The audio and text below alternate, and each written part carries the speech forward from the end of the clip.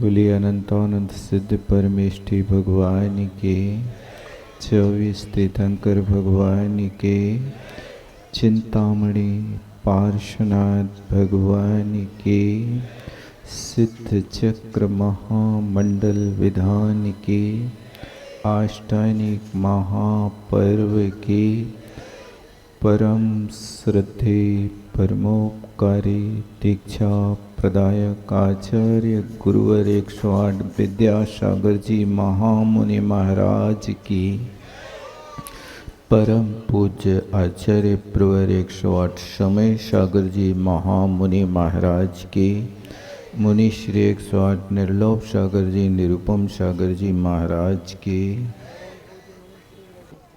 धर्मानुरागी बंधुओं, आज जिनेन्द्र भगवान के सहस्र नामांकित उन सार्थक नामों की अर्चा की जा रही है। यहाँ पर श्रीपाल राजकुमार भी घर परिवार छोड़ के जाने वाले हैं।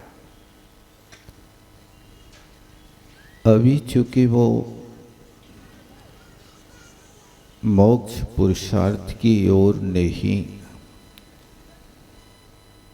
अभी अर्थ पुरुषार्थ की ओर कदम बढ़ा रहे हैं। श्रीपाल की भावना को देख करके मैना सुंदरी ने कहा कि हमारी जैनी नीति क्या है। यदि आप जैनी नीति, धर्म नीति, राजनीति, अर्थनीति, इन नीतियों का अनुसरण करेंगे तो आप जहां भी जाएंगे वहां सफलता मिलेगी। देखो, अच्छी बात किसी से भी ग्रहण की जा सकती है। कई लोगों की धारणाएं होती हैं कि तुम तो घर में रहने वाली, चार दीवार के भीतर रहने वाली, तुम्हारे पास कहां इतनी अकल है। ऐसा कहकर के लोग उपेक्षा कर देते हैं। लेकिन वास्तव में बात तो सबकी सुनना चाहिए, किसी की बात की उपेक्षा नहीं करना चाहिए। शास्त्रों में लिखा है, विषादम मृतम ग्राह्यम बालादपि सुभाषितम अमित्रादपि सद्वृत्त ममेध्यात्मपि कांचनम। कहते हैं कि यदि विष से भी जहर मिलता है तो विष में से भी जहर ग्रहण कर लेना चाहिए। जहर त्याग दो, अमृत को ग्रहण कर लो। विषाद अपि अमृतम ग्राह्य वालादपि सुभाषितम। यदि छोटे से बच्चे से भी आपको अच्छी सीख मिलती है तो आप बच्चे से भी उस सुभाषित को ग्रहण कर लो। उपेक्षा मत करो, क्योंकि हमारे यहां जैन सिद्धांत में 8 वर्ष अंतर मुहूर्त की उम्र का बालक भी दीक्षा ले सकता है। 8 वर्ष अंतर मुहूर्त का कुछ काल व्यतीत होने के बाद वो आत्मा 8 वर्ष जन्म का तो है, लेकिन दीक्षा लेकर के आत्म कल्याण कर सकता है। इसलिए बालादपि सुभाषितम ग्राह्यम, बच्चों से भी सीख ले लेना चाहिए। एक छोटे से बच्चे को पिताजी ने समझाया, दादाजी ने समझाया, बेटा छोटी छोटी सी बातों पे गुस्सा नहीं करना चाहिए, क्षमा धर्म धारण करना चाहिए। ये क्षमा धर्म बहुत दुर्लभ है। बच्चे ने पिताजी की बात को सुन लिया, समझ लिया। दूसरे दिन उस बच्चे, छोटे से बच्चे ने अपने दादा की परीक्षा ले ली।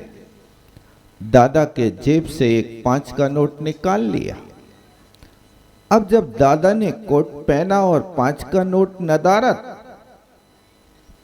तो भी तो बहुत बड़े भाबा बेस में एक हाथ की लाठी लेकर के घर के हर परिवार को किसने निकाले और खूब चिल्ला चोट करने लगे। उस बच्चे ने 5 रुपया लाकर उनको दे दिए।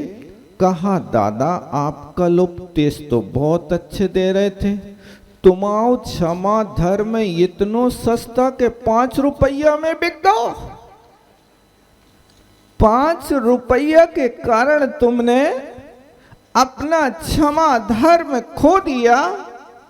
ये उपदेश के माध्यम से काम नहीं चलता, आचरण में लाने की कोशिश करो। उस छोटे से बच्चे ने अपने बूढ़े दादा को भी सीख देती। इसलिए नीतिकारों ने लिखा है, बालादपि सुभाषितम ग्राह्यम, बच्चों से भी अच्छी बात ग्रहण कर सकते हैं। और फिर इसके आगे लिखा कि यदि कोई दुश्मन हो लेकिन सच्चरित्र का पालन करता है तो उससे भी चारित्र ग्रहण कर लेना चाहिए। और चौथी बात है कि यदि सोना कीचड़ में भी पड़ा है तो उस कीचड़ में से भी सोना ग्राही है। ये तो नीति की बात है, अपन को तो चोरी लगेगी, लेकिन ये गुण ग्रहण का भाव रहे, इस बात को बताया जा रहा है। वहां पर मैना सुंदरी ने जो बातें कही, श्री पाल जी ने बिल्कुल इस तरह से गुरु मंत्र मान करके अपने हृदय पटल पर अंकित कर लिया कि जो हमारे लिए सीख दी गई है उस सीख को हमें अक्षर सा पालन करना है। इस तरह से मैना से विदाई लेते हैं। लेकिन जब मैना सुंदरी करुण क्रंदन करने लगती है तब श्री पाल महोदय कहते हैं, मंगल यात्रा के समय यदि तुम रुदन करोगे वो तुम्हारे रोते हुए चेहरे को देखकर मैं जाऊंगा तो 12 वर्ष तक हमें तो तुम्हारी रोती हुई सूरत ही दिखाई देगी। इसलिए तुम ये अमंगल मत करो, क्योंकि इस समय शुभ बेला के काल में आप यदि अपने हंसते हुए चेहरे की फोटो हमारे हृदय में अंकित करोगे तो हमें आनंद होगा। देखो, एक क्षण की मुस्कुराहट उस समय जब फोटो उतारी जाती है, उस एक क्षण की मुस्कुराहट की बनी फोटो जिंदगी भर तुम्हारे द्वारे पर टंगी तुम्हें प्रसन्नता प्राप्त कराती है। इसी तरह यदि कोई कहीं जा रहा है तो जाते समय अमंगल मत करो, मंगल में अपना कार्य करो। कोई की सल्लेखना हो रही तो सल्लेखना के काल में उस छपक के पास यदि तुम रोते गाते हो, अब तुम्हारे बिना हमारा क्या होगा, उस छपक की सल्लेखना बिगड़ जाएगी। इसलिए सल्लेखना घर में नहीं कराई जाती है, गुरु चरणों में कराई जाती है और उनको ग्रस्तों से दूर रखा जाता, परहेज किया जाता कि तुम प्रवेश नहीं कर सकते। श्री पाल ने भी मिष्ट वाणी के माध्यम से अच्छी तरह से मैना को समझा दिया और मैना से कहा कि देखो, ठीक हम 12 वर्ष पूर्ण होते ही विदेश से लौट करके आ जाएंगे।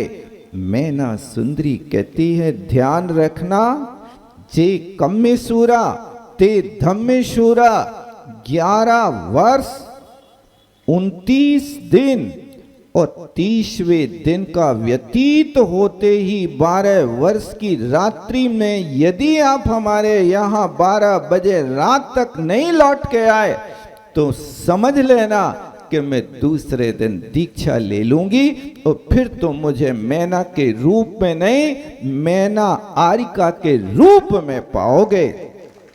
ये बात मैना ने बहुत जबरदस्त बात कह दी। ये नहीं कहा कि मैं तुम्हारे पास आ जाऊंगी, ये नहीं कहा कि मैं फांसी लग के मर जाऊंगी, ये नहीं कहा कि सल्फास खा के भर जाऊंगी, ये नहीं कहा कि मैं पीहर चली जाऊंगी, तुम देखते रहियो। नहीं, मैं तो आरिका बन जाऊंगी। ये संस्कारवान लोगों के अंदर से निकलने वाली भावना होती है।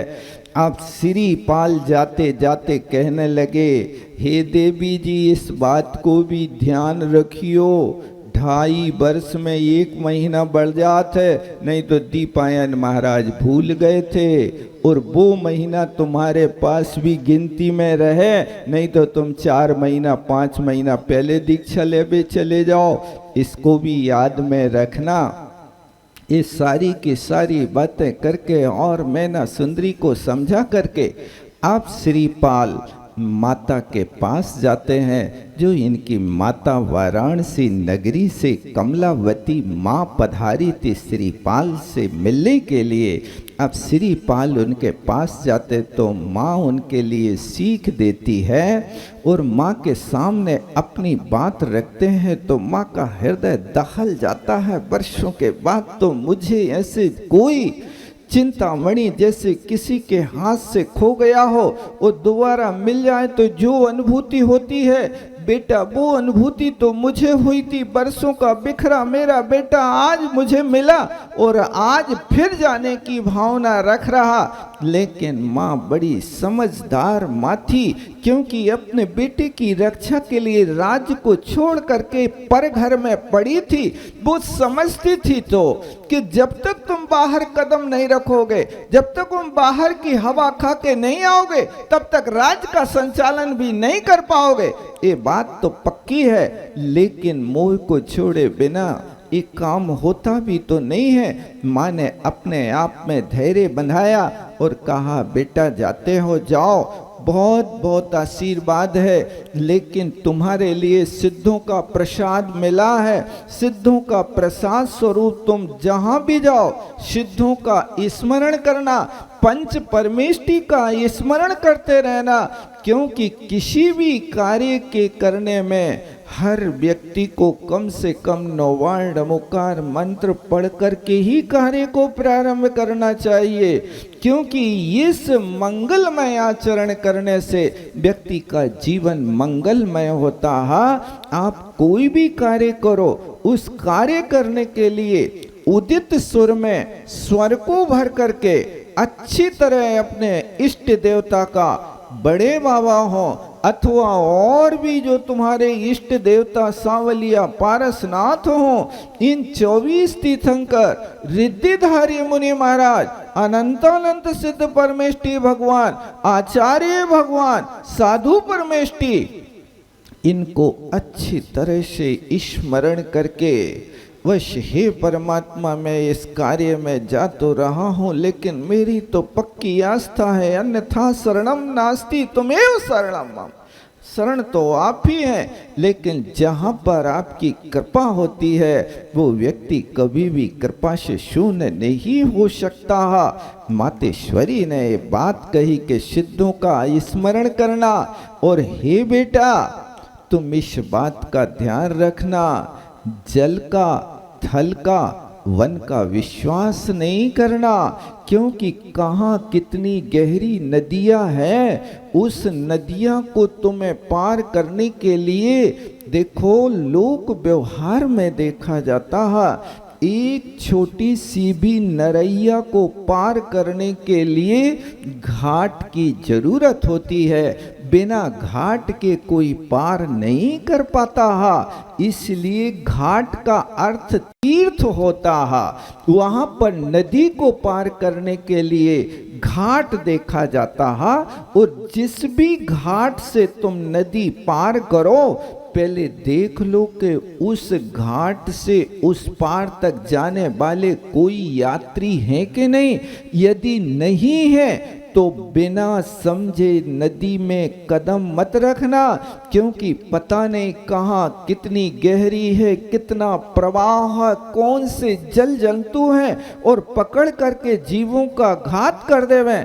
इसलिए जल का विश्वास नहीं करना, क्योंकि जल जीवन है। तो जल को विष भी कहा जाता है। नाम माला में 18 नामों में एक नाम जल को जीवन कहा, तो एक विष भी कहा जाता है। इसलिए जल का विश्वास नहीं करना, और थल में भी परिचित जगह में जाना, और ऐसे स्थान पर जहाँ खतरा हो उस स्थान पर मत जाना।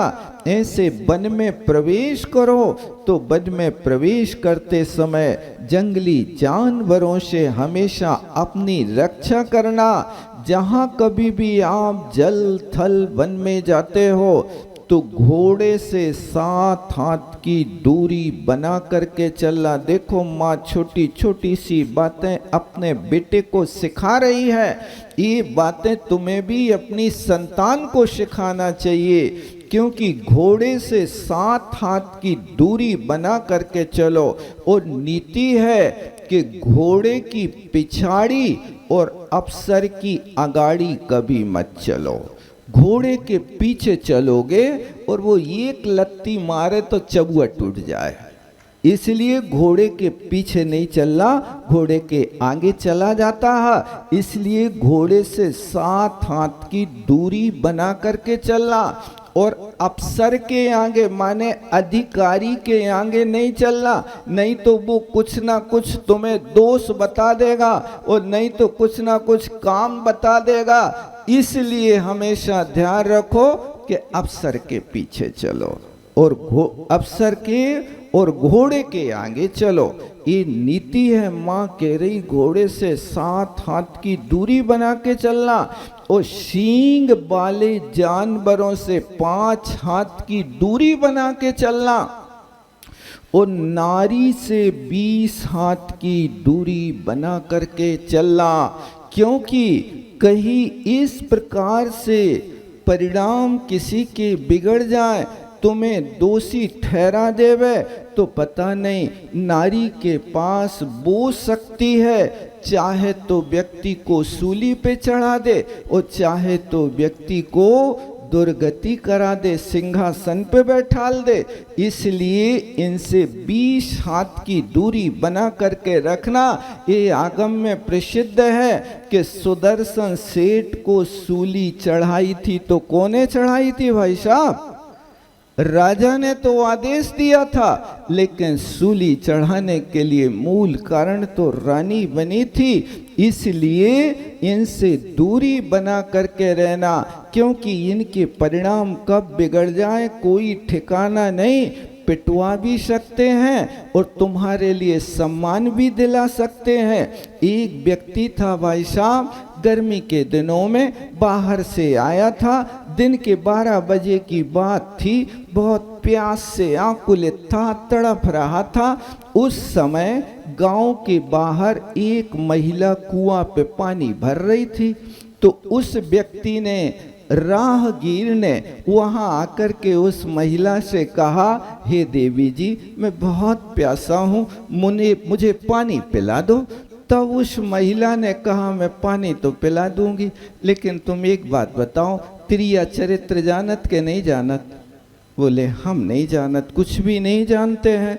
तो उसने कहा पहले हम त्रिया चरित्र सिखाएंगे फिर पानी पिलाएंगे। अच्छा ठीक है देवी जी, सिखा दो, पानी तो पीना है। तो उस महिला ने एक घड़ा पानी से कुआं से निकाला और अपने ऊपर डाल लिया और चिल्लाने लगी, बचाओ बचाओ बचाओ। जो खेत में काम कर रहे थे सारे लोग दौड़े दौड़े आए और उनने सोचा कि इस महिला से छेड़खान करी इस व्यक्ति ने, इसलिए अच्छी धुनाई कर दी।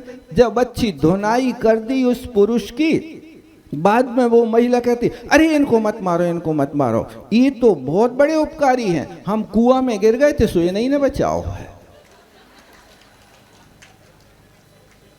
अब इस प्रकार से वो व्यक्ति देखता है कि ओहो, बे सूली पे भी चढ़ा दें और बे सिंहासन पे चढ़ा दें, ऐसी दशा है। इसलिए माँ समझा रही बेटे को कि तुम भी कुसंगति नहीं करियो, आप अपनी संतान को बाहर भेज रहे हो, दुनिया भर में भेज रहे, ऐसे समझाते कि नहीं समझाते, बेटा पढ़ाई करना, दुनिया के काम मत करना। आज हर व्यक्ति आ रहा बस एक ही शिकायत कर रहा है, हम पढ़ाई तो करते याद नहीं रहता है, हमें नंबर अच्छे नहीं आ रहे, हम क्या करें। तो हमने उनसे कहा, भैया आज का जमाना ऐसा है कि पढ़ाई कहाँ से हुई है, बीज बबूल का बोए के आम कहाँ से होए, वो दिन भर लटके बाट साप पे पढ़ाई कहाँ से होए। अब तुम बीज तो बबूल का बो रहे हो, तुम्हारे हाथ में 24 घंटा मोबाइल है, अब वो लाइफ पार्टनर बन गया मोबाइल तुम्हारा, एक पल को भी तुम उसके बिना रह नहीं पा रहे। वो थोड़े से देखो, कई लोग बैठे हुए हैं यहाँ कि बे उपस्थिति तो दे रहे हैं कि हम सभा में बैठे हैं, लेकिन उनको गेम कछु और चल रहा हुई है मोबाइल में। देख लो आप, कैमरा लगो हुई है तो पता चल जाएगा कौन देख रहा है।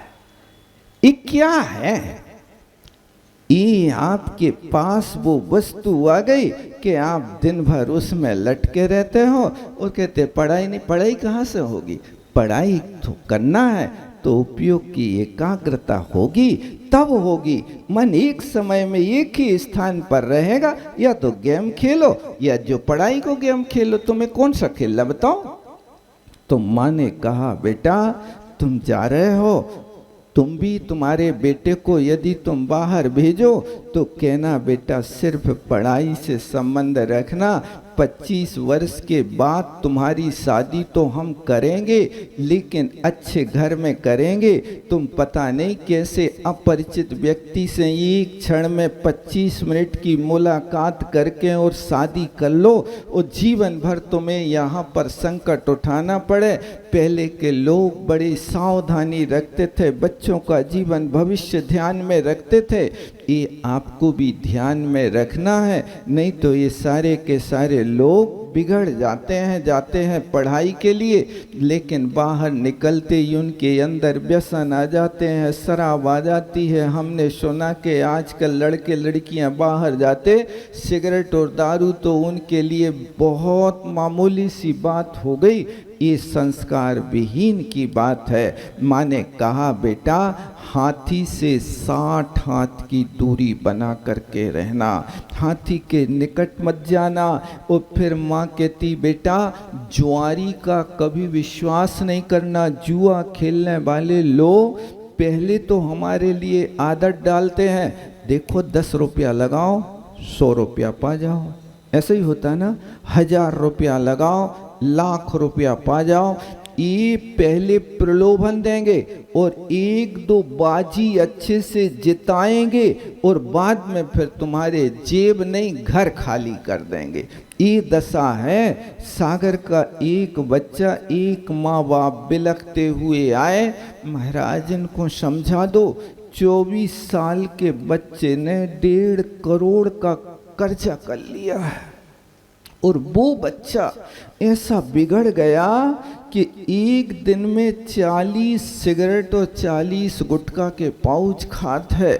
इसको सिखा दो, कुछ तो कर दो महाराज। और यदि परिवार के लोग कुछ कहते हैं तो वो कहता हम फांसी लगा लें, ऐसी धमकी दे रहे हैं। कैसे हम सुख से रहें। 1.5 करोड़ का कर्जा क्या होता है गेम खेलते खेलते। ये आज आपने मोबाइल दे करके उनके साथ बहुत बड़ा अनर्थ कर लिया। जब तक आपके बच्चे अपने पैर पे खड़े ना हो जाएं, तब तक ना उनको मोबाइल दो, ना तब तक उनको कार दो, ना उनके लिए कोई प्रकार के ऐसी चीज़ें दो कि जिनके माध्यम से उनका जीवन बिगड़ जाए। तुम स्वयं हित चिंतक रहो और उनके लिए अच्छी बातें सिखाओ। इसलिए कहते कि जुआरी के पास में यदि तुम खड़े भी हो जाओगे तो भी तुम्हें दोषी माना जाता है। देखो आज के समय में जुआ का फड़ लगा होवे, खेलने वाले तो 4-6 लोग होवे, लेकिन उस जुआरियों के पास भी यदि कोई खड़ा हो जाए और पुलिस आ जाए तो जुआ खेलने वालों को तो पकड़ती है, लेकिन जो वहां खड़े देख रहे थे उनको भी पकड़ लेती है। अब वो कहें कि भाई साहब हम थोड़ी खेल रहे, नहीं तुम खेल नहीं रहे, इनके रुपया तो संभाल रहे हो तुम, इनको चाय पानी की व्यवस्था तो कर रहे हो तुम, इसलिए तुम भी जुआरी हो। तो माँ बहुत समझदार कहती बेटा जुआरियों की संगत मत करना, क्रूर व्यक्तियों की भी संगति मत करना। क्रूर यदि कोई है तो उनको देख करके अपने आप को बचाने की कोशिश करना। अचानक एक बार में तो व्यक्ति की क्रूरता को समझ नहीं पाते हो, इसलिए कहा कि घोड़ा जाने कसे और आदमी जाने बसे। आदमी के निकट रहो तो पता चलता है कि तुम कैसी प्रकृति के हो। अकेले चेहरा देखने से व्यक्ति का व्यक्तित्व तो नहीं परखा जाता है। चेहरे के माध्यम से व्यक्ति का व्यक्तित्व वो पकड़ सकता है जो लक्षण शास्त्र का ज्ञाता हो। लक्षण शास्त्र में शरीर के अंग उपांग आदि के माध्यम से व्यक्ति का व्यक्तित्व जाना जाता, लेकिन ऐसा कौन व्यक्ति है कि जो शरीर शास्त्र पढ़ रहा, लक्षण शास्त्र पढ़ रहा हो? किसको फुर्सत है? नहीं जानते। इसलिए एकदम किसी व्यक्ति से दोस्ती मत करो, एकदम किसी को अपना मत बनाओ। धीरे धीरे उनके साथ अपना विश्वास पहले देखो, उनके निकट रहो। कैसा है? अब यही तो होता है कि जब तक व्यक्ति का संबंध नहीं होता तब तक तो बहुत भोली भोली बातें करते हैं, और जब संबंध हो जाता है तो फिर वो भोलापन पता नहीं कहाँ चला जाता है। इसलिए किसी ने कहा है भैया ये चेहरे देखने में तो भोले हैं, लेकिन ये वास्तव में बारूद के गोले हैं। इन चेहरों को देख करके तुम जल्दी मत लुभाना, परिचय हृदय से करना, और उनके साथ ही यदि ये परिचय हो जाए तो उसके बाद प्रकृति को समझ करके, जैसे अपन प्रकृति को नहीं बदलते, प्रकृति आती है तो अपन बदल जाते। अब ठंड आने वाली है, ठंडी ऋतु को बदल सकते क्या? कोई नहीं बदल सकता। लेकिन हमारा कर्तव्य है कि अब ऋतु आई है तो इस ऋतु में हम बदलेंगे। हम अभी जो पतले कपड़े पहनते थे अब मोटे पहनेंगे, अभी जो पंखा चलाते थे अब पंखा नहीं चलाएंगे। ये जैसे ऋतु को देख करके हम बदल जाते हैं, उसको बदलने की कोशिश नहीं करते, इसी तरह हमारा कर्तव्य है कि अपने बीच में, अपने परिवार में, अपने पड़ोस में यदि कोई व्यक्ति अपनी प्रकृति के विरुद्ध है तो आप उसको बदलने की कोशिश कर सको तो करो। Change the changeable. यदि आप उसको बदल सकते हो तो बदल दो, और यदि नहीं बदल सकते हो तो फिर तुम बदल जाओ। तो बड़े सुखी रहोगे, अन्यथा बहुत मुश्किल पड़ेगा। इसलिए माँ ने कहा, बेटा क्रूर परिणाम वाले लोगों की संगति से दूर रखना। और देखो, माँ षड दर्शन की भी ज्ञाता थी। वो कहती है तुम कहीं भी जाओ, लेकिन 4 वाक मत का श्रद्धान मत करना, क्योंकि 4 वाक मत का श्रद्धान है। वो कहता है कि महात्मा कोई वस्तु नहीं है, पृथ्वी जल अग्नि वायु 5 भूत मिलकर के आत्मा मिली है, और ये 5 भूत बिखर गए तो आत्मा खत्म हो गई, और कोई भी आत्मा का अस्तित्व तो नहीं है, ऐसा उसका मानना। इसलिए वो 4 वाक मत वाला कहता है कि यावत् जीवम सुखम जीवेत ऋणम कृत्वा गतम पिबेत भस्मीभूतस्य देहस्य पुनरागमनम कुतो भवेत।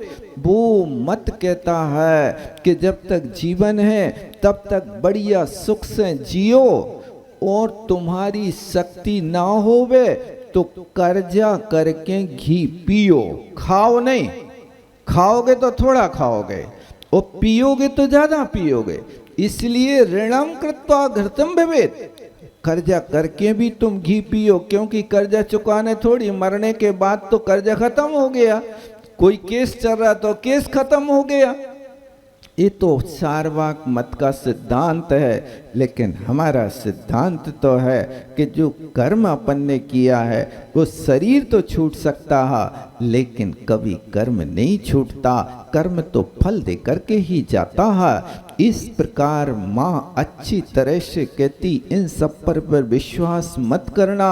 और माँ के लिए कहता है कि हे मातेश्वरी, मैं बाहर जा रहा हूँ, अब मैना की रक्षा करना आपका कर्तव्य है। फिर भी माँ उनके लिए शिक्षा देती है, बेटा हमेशा धीरे बोलना, शांति मिलेगी, भक्ति करो मुक्ति मिलेगी, सेवा करना तो शक्ति मिलेगी, और संतोष रखोगे तो जीवन में सुखी रहोगे।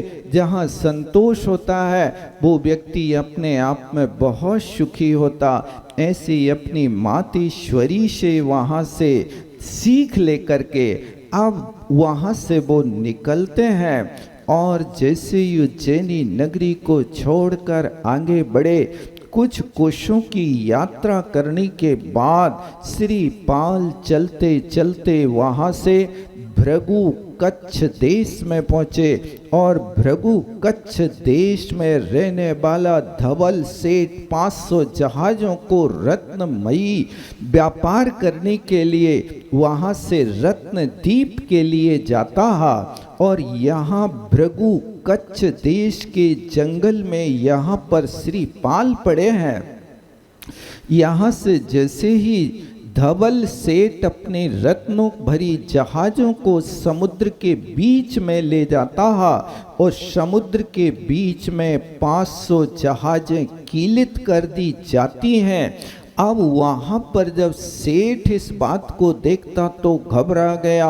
ओहो, समुद्र में आकाश के ऊपर जहाज़ों को टांग दिया गया, यदि कोई आपदा होती तो समुद्र में जहाज गिरती, इससे लगता कोई देव का प्रकोप है। उस बात को देख करके वहाँ पर धवल सेठ ने ज्योतिषी को बुलाया और ज्योतिषी से कहा कि ये क्या कारण है, कौन रुष्ट हुआ है। तब उस ज्योतिषी ने सारे के सारे पत्राचार निकाल करके देखा और कहा कि तुम्हारे इन जहाज़ों को एक देव ने कीलित कर दिया है। अब वो तुम्हारे जहाज तब छूटेंगे जब किसी दिव्य पुरुष का स्पर्श होगा, तो ये तुम्हारे जहाज आगे बढ़ेंगे, अन्यथा यही खड़े रहेंगे। ऐसी बात को सुनकर के धवल सेठ ने अपने सारे के सारे कर्मचारियों को चारों दिशाओं में भेज दिया, और जाकर के देखते हैं तो वहाँ एक जंगल में थके हुए हारे थके ये श्री पाल एक वृक्ष के नीचे छाया में लेटे थे। एक कर्मचारी ने उनको देखकर कहा, शायद इसी दिव्य पुरुष के माध्यम से अपने जहाज चल जाए। उन लोगों ने जाकर के बहुत अच्छे से निवेदन किया कि हे महाराज, आप तो राजा जैसे लगते हैं, क्योंकि शकल से भी व्यक्ति का परिचय हो जाता है। आप दिव्य पुरुष हैं, लेकिन एकाकी हैं। यहाँ किस उद्देश्य से आए हैं मैं ये सब नहीं जानना चाहता, लेकिन मेरा नम्र निवेदन है कि हमारे जहाज़ों को यहाँ देव के द्वारा कीलित कर दिया गया है। अब हमारे सेठ धवल सेठ जी आपकी प्रतीक्षा में हैं और आपको याद किया है, आप पधारने की कोशिश करें। इस प्रकार श्रीपाल से निवेदन किया और निवेदन करते ही यहाँ श्रीपाल भी सोचते हैं कि भाई सहारा तो अपन को भी चाहिए है। ये जहाज जा रहे हैं, हो सकता इन जहाज़ों के सहयोग से अपन भी समुद्र पार कर लें। और श्रीपाल वहाँ से उन लोगों के साथ आते हैं, धवल सेठ से मिलते हैं, क्योंकि स्वार्थी व्यक्ति तो जहाँ स्वार्थ सिद्ध होता है वहाँ पर तो वो गधा से भी क्या कहता है पता है ना, जहाँ काम बने वाका गधा से कहे काका। जहाँ अपना काम बनता वहाँ गधा को भी अपना काका बना लेता। लेकिन स्वार्थी लोगों की दशा बड़ी न्यारी है। अपना काम बनता भाड़ में जाए जनता। बस स्वार्थी लोगों का तो एक ही सूत्र है कि अपना काम बन जाए, वो दुनिया कहीं चली जाए, इससे कोई लेना देना नहीं। वे बोलते तो रहे हैं, मंदिर में तो बैठे रहे हैं, रघुपति राघव राजा राम, जैसा मौका वैसा का बोलते तो हैं, ऐसा करो ऐसा करो, लेकिन जहाँ मौका देखते हैं और अपना दाव लगा बैठते हैं। धवल सेठ ने बहुत आवभगत करी, बहुत आवभगत करी और श्रीपाल के सामने अपनी बात रखी। और श्रीपाल ने कहा कि सेठ जी तुम चिंता नहीं करो, अभी तुम्हें सफलता दिलाता हूँ। और उस समय श्रीपाल महाराज ने जो माने सीख दी थी, पत्नी ने सीख दी थी, वहाँ पंच परमिष्टि भगवंतों का स्मरण किया, अनुष्ठान किया और सिद्धों को हृदय में बैठाला और पंच नमस्कार मंत्र पढ़ के एक फूंक मारा, 500 जहाज अपने आप चलने लगे। ये होती अचिंत महिमा मंत्र की। इस मंत्र की बहुत बड़ी अलौकिक महिमा है। ये द्वादशांग का सार, द्वादशांग से निकला हुआ ये सार पंच परमेष्टि को नमस्कार करने वाले व्यक्ति का पंच परावर्तन का वो छेद हो जाता है। ऐसा भगवती आराधना में कहा है आचार्य भगवंतों ने। ये हमारा कर्तव्य है कि चलते फिरते उठते बैठते खाते पीते जैसे बने तैसे हम इस नमस्कार मंत्र को कभी ना भूलें। जिनने सच्चे हृदय से जपा है उन व्यक्ति के सारे कष्ट दूर हुए हैं। तुम्हें कष्ट कर दूर करने में कोई बाधा नहीं होगी, बस सच्चे दिल से, लेकिन निर्विकार मन होना चाहिए। जिस कटोरे में धूल लगी हो, कंकड़ लगे हो, वो कटोरा भले ही सोने का हो, लेकिन उस धूल लगे कटोरे में खीर कौन रखता है भैया? पहले कटोरा साफ करो। जब लोक व्यवहार में एक धूल लगे कटोरे में तुम खीर नहीं रखते हो, तो कसायों की धूल और कंकट कांटे जिस आत्मा में पड़े होंगे, उस आत्मा में पंच परमेष्टि का वास कैसे हो पाएगा? इसलिए आत्मा को हमेशा मार्जन करते रहो। और वे जहाज चलने लगे, क्षुद्र देव प्रसन्न हो गए। श्री पाल का देखो कितना पुण्य था, यानी इस धवल सेठ की जहाजों को श्री पाल का पुण्य फलने वाला है, इसलिए रोका देवों ने कि वो बेचारा जंगल में पड़ा है, उसको लेके आओ, उसको समुद्र पार कराओ, क्योंकि समुद्र पार जाएगा तभी तो उसके लिए राज्य मिलेगा। इस तरह से देवता भी पुण्यवान पुरुषों की सहायता करते हैं। बस होना चाहिए सच्चे हृदय से आराधना करने वाला व्यक्ति। ऐसा नहीं होना चाहिए कि आप सच्चे हृदय से आराधना नहीं करते तो देवता तो छोड़ो, परिवार के लोग भी सहयोग नहीं कर रहे हैं, परिवार के लोग भी कनाव काट रहे हैं, परिवार के लोग भी कहते कि कब हमारा इनसे पिंड छूट जाए। इसलिए इन महापुरुषों की कहानियों को हृदय में स्मरण करते रहना चाहिए। आज आप लोगों के लिए एक विशिष्ट निष्कलंक आत्मा के विषय में यहाँ मंचन किया जाएगा मंच से। वो अभी सूचना दी। मुझे लगता है ऐसे पवित्र आदर्श पुरुषों के जीवन को देखने से कभी नहीं चूकना, क्योंकि हमारे लिए इन पुरुषों के आदर्श को, इनकी तपस्या को देख करके कब हमारा हृदय परिवर्तित हो जाए, इसलिए ये बहुत आवश्यकता। यहाँ तो नाटक है, ये मंच पे तो नाटक हो सकता है, लेकिन आपके हृदय में तो वैराग्य हो सकता है, आपका हृदय तो उससे सीख सकता है। इसलिए जहाँ भी अच्छी बातें मिलें, लाख काम छोड़ करके उन अच्छी बातों को अपनाने की कोशिश करना चाहिए। महापुरुषों का चरित्र तो अलौकिक हुआ करता है। अब धवल सेठ अपनी बात रखते हैं, कहते हैं कि हे श्रीपाल महोदय, आप हमारे साथ चलें, हमें व्यापार में जो भी लाभ होगा उसका 10वां हिस्सा आपके लिए दिया जाएगा। सेठ की बात को सुनकर के श्रीपाल जी को भी तो व्यापार ही चाहिए था, व्यापारी थे। अब यहाँ पर ये व्यापार के उद्देश्य से बोले 500 जहाज है, 10% में अपना 5 जहाज तो हो ही जाए ना। ऐसा विचार करके उनके साथ चलने को तैयार हुए। इस संकट से निकले, थोड़ी दूर और आगे बढ़े और उसी समुद्र के बीच में बर्बर देश के 1000 डाकुओं ने आकर के सेठ के जहाजों को लूट लिया। और जब सेठ के जहाजों को लूट लिया तब त्राहिमाम मच गई और श्रीपाल के पास लोग दौड़े दौड़े आए, महाराज रक्षा करो, लुट गए।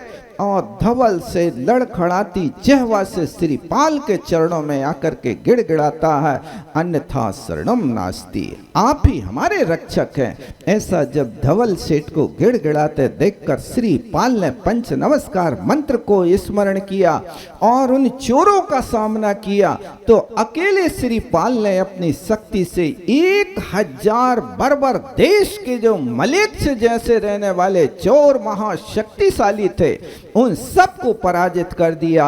लेकिन श्रीपाल कहता है कि ये लोग आए थे लेने के लिए, अब इनका कुछ स्वागत किया जाए। जैसे लल्लन भैया कह रहे हैं कि इन संस्कार देने वालों को सम्मान किया जाए। हो, हम तो आशीर्वाद से सम्मान करते हैं, लेकिन तुमने किया है तो ऐसा होना भी चाहिए ताकि आपके परिणाम और विशिष्ट हों देखने वाले। क्योंकि वैराग्य 3 प्रकार का होता है। एक वैराग्य तो प्रभाव से होता, एक स्वभाव से होता, एक अभाव से होता है। एक व्यक्ति को वैराग्य कैसे हुआ? लकड़ी बेचता था, नंदी मिंद्र नाम का एक लकड़हारा मुनि महाराज आहार को निकले। सो उसने देखा कि बाजार में लकड़ी बेच रहा था। उसने देखा कि अरे ये तो हमसे ज़्यादा गरीब है, हमारे पास तो कम से कम फटे टूटे कपड़ा है, इनके तन पे तो वो ही नहीं है। लेकिन फिर भी देखो कहाँ जाते, कहाँ जुगाड़ लगता रोटी का। सो वो अपनी लकड़ी को गट्ठा बाजार में छोड़ दिया और महाराज के पीछे चला गया। और जैसे ही नगर में पहुँचे और महाराज वहाँ जैनों की बस्ती, उस बस्ती में देखो तो हजारों चिल्ला रहे, हे स्वामी नमोस्तु नमोस्तु नमोस्तु।